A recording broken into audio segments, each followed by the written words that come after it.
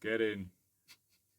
Was that fake excitement or real excitement? No, I'm really excited to be back. It's a big week for Newcastle United, of course. We've got the Champions League on Wednesday night, the Derby game, which Eddie Howe's alluded to a couple of times in his press conference, which we'll get on to. And then, of course, the big game against Fulham in the Carabao Cup in a week's time. So you're looking at 3 games for all very different reasons. Huge games for Newcastle United. Yeah, and I think that's going to kind of largely be the theme of this video, isn't it? That we sort of decide what we think is a real priority this week, because there are, as you mentioned, 3 massive games.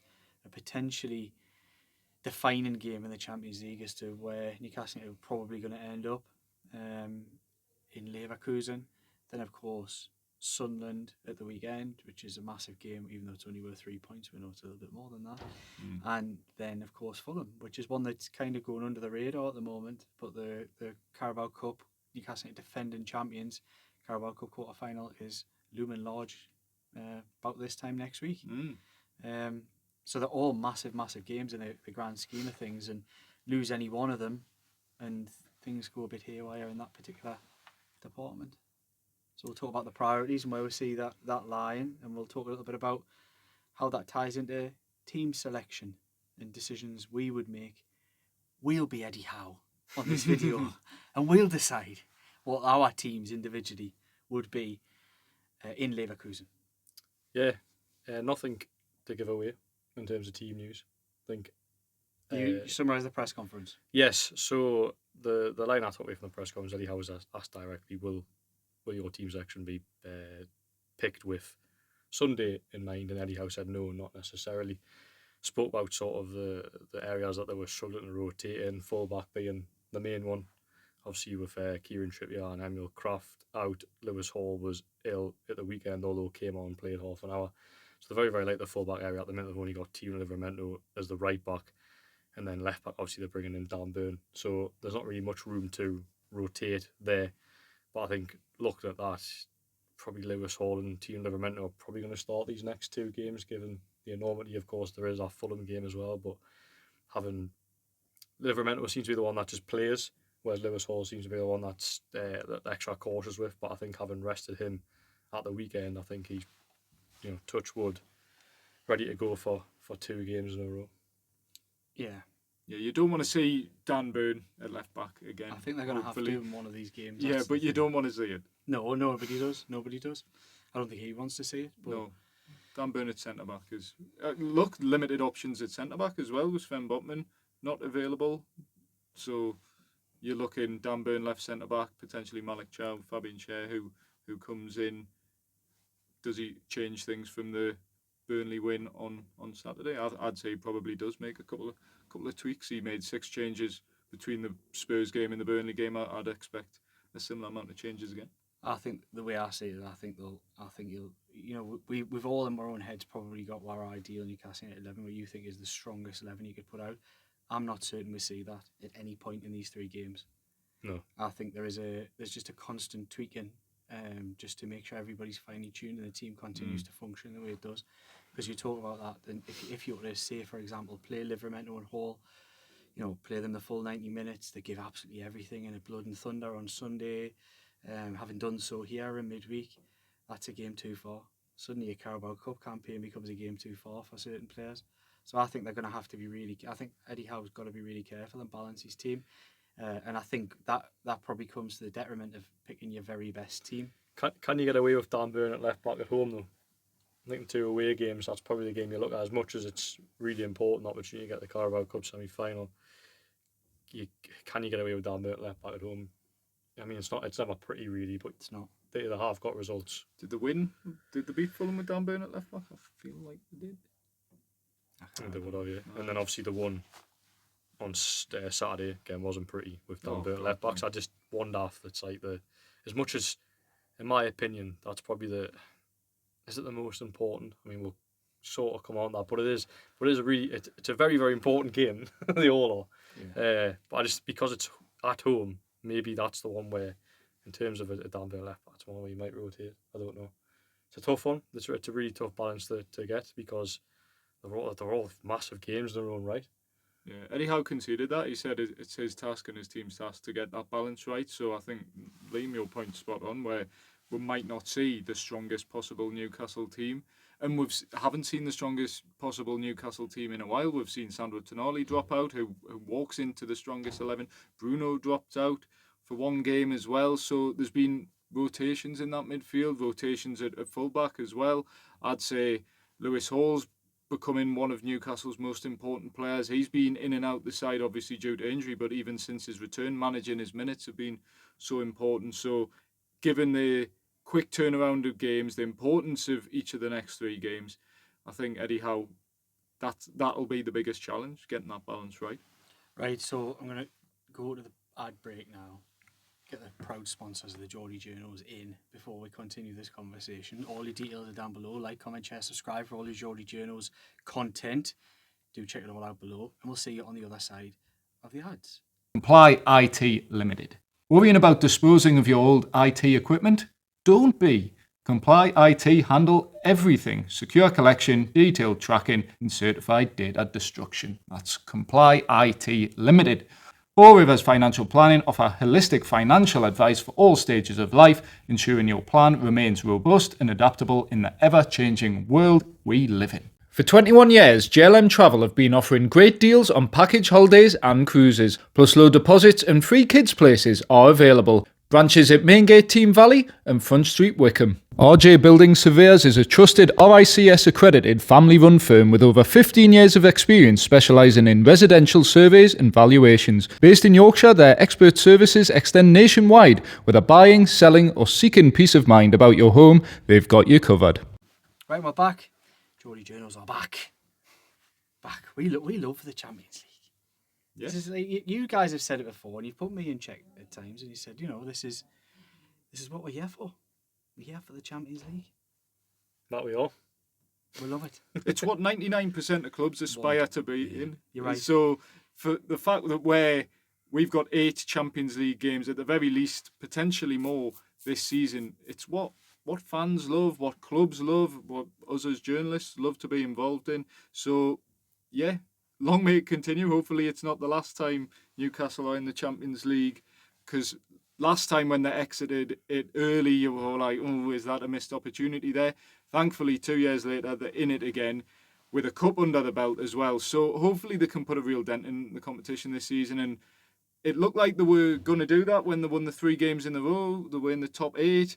Obviously, the Marseille game was a setback. I think this game is really important to just get things back on track, because otherwise you're going into those final 2 games against PSV, who've proven they can beat some very good teams in this competition this season. Bit of an unknown quantity at home. And then if you don't get something there, then it's that sort of quite deadly game against PSG at Parc de France at the end of January.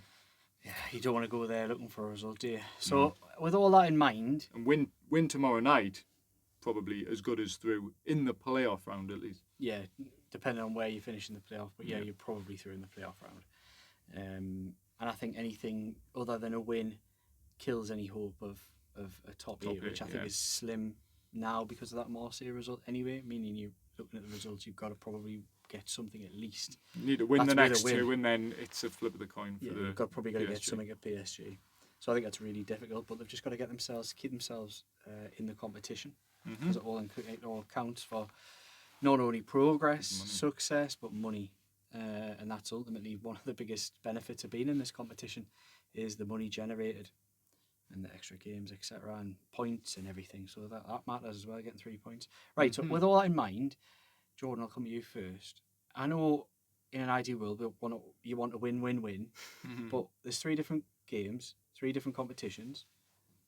The Champions League against Bayer Leverkusen, Sunderland in the Premier League, and Fulham in the Carabao Cup. We were messing on with it before, and we'll win, lose and draw. It's a little bit of a flawed concept, the win, lose, draw for this, because a draw is impossible in the third one. I was about to say that. But we'll just have a fun with it, roll with it. Win, lose and draw. And if you look, I know you want to win them all. Of course I do. I love winning football matches. But if you had to win, lose and draw one, how would you ideally see it play out? Yeah, so I mean you can't draw the Fulham Cup game. I mean you could draw and go to penalties. Yeah. But no, it's not. No. So that's going to be the game win. That's the win for me. Is it? Okay. Yes, because it's an opportunity to Carabao Cup semi-finals, again, you're 2 games away from Wembley. We're all in to win trophies, aren't we? So Newcastle, they retain the title, retain the trophy. That is a massive. So it's a win for that one. It's a draw at Sunderland, and a defeat here tomorrow night. With in mind that they've got 2 games to still clinch the playoff spot in the Champions League. That's my 3. The more I think about this when you've said it out, there probably isn't any other option, is there? Not really. It depends how season defining you want to go, because ultimately Fulham becomes a bit redundant if they go and lose in the semi-final anyway. If you're talking about actual season defining results, potentially the Sunderland game where you go above Sunderland, then you're looking at, what would it be, 13 points out of a possible 15 in the Premier League. That's a big game to win in the context of your Premier League season. This game against Bayer Leverkusen is a massive game if you win that. So in some ways, if you're almost thinking one step ahead from a pessimistic point of view, you could maybe lose the Fulham game. It depends how much you believe Newcastle can win the Carabao Cup. I think they're going to find it tough to win the Carabao Cup. I think the team's left in it. I think it'll be a really tough semi-final group. But you might have said the same last year, so you just never know. You don't. The stars could align again. Some big teams could get knocked out, and you never know. I'm with you. I think you're right. Yeah, I agree. I'm just trying to play devil's advocate. Yeah. So it was a stupid question from me. Then really on it, because there isn't another answer, is there? Anyway, I mean, I reckon some people in the comments will go, Maybe. beat Sunderland at all costs. yeah, That's yeah. the And one. others, work out the others as you go. Yeah. You'll have to get a draw tomorrow, and then get beaten Fulham. Sunderland's a big game for obvious reason. It's local bragging right. It's a derby. It's the first derby in a long time. But Newcastle, in terms of sustainable success, is trying to win trophies And qualify for Champions League. and qualify for the Champions League. And although I've said I lost the Champions League, I'm saying that because I've still got essentially 2 games to sort themselves out. And the PSG one for me is a bit of a write-off. But I'd back them to go and beat PSV at home. And I think that probably gets you in the bottom bracket of that playoff bracket, and you do qualify for the next stage. Right, it's a bit of a shorter one today because we're going to have to wrap up. But Yeah. finally, can you pick your teams for... Because we talked about the idea of Eddie Howe having to do a bit of a mix around, change his team. Can you pick your 11? Yeah, so Ramsdale in goal, Livermore right back, Chow and Shea centre halves, Lewis Hall at left back comes back in, midfield 3, Sandro Tonali, Lewis Miley, Joe Willock, Okay. and the front 3, Harvey Barnes, Nick Valdemara. I would place again. Johan Wissa coming on in the second half at some point, and on the right hand side, Jacob Murphy comes back in. Dom? I agree with the front 3. Midfield wise, I'd probably put Joe Linton in. I think getting him back up to speed is probably important ahead of the Sunderland game, where I think he'll start, and he hasn't been really overly involved in recent games. So I'd put Joe Linton in, Sandro Tonali, Lewis Miley. The back 4 and goalkeeper, I think potentially picks itself, though I think Dan Burn will come in at left centre back.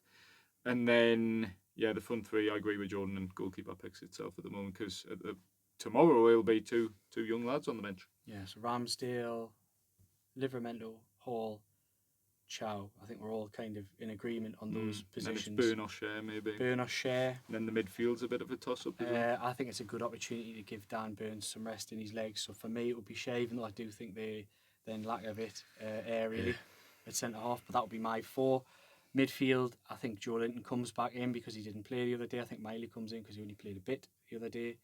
Tonali's the same. And Tonali. I think that'll be the midfield 3. I think your front line will be... it's going to be Walter Marder, Gordon and Barnes. Okay. I would play them. Gordon and Barnes would be my front 3.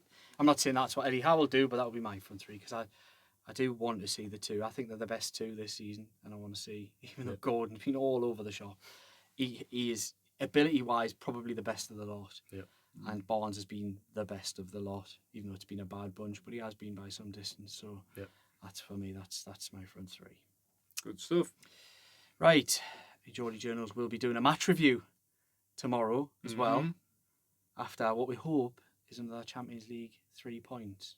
Fingers crossed. And then we might take a little look at what the papers have been saying as well. the German Yes. newspapers a little bit later in the week, if we get the opportunity to do it. Right, we've been the Geordie Journos. You need to say the email. Tell everyone how they can get in touch with us. Yeah, Geordie Journos. geordiejournos@gmail.com. Mate, you'll get it right one day. I will. geordiejournos@gmail.com. Get in touch for any sponsorship opportunities, or if you just want to drop a message and talk, Yeah. we always endeavour to reply. We do. But we would always encourage comments first and foremost. That's the easiest way to contact us and get the most immediate response from us. Yes. But if you want a slightly more personal inquiry, business related, May take a little longer to get back to you. Yeah, then email is the way to go. Right. All the details of all of the sponsors who are involved in the Geordie Journals is down below. Like, comment, share, subscribe. You know the drill on what to do. Click the bell if you want it to any device that you guys watch it on.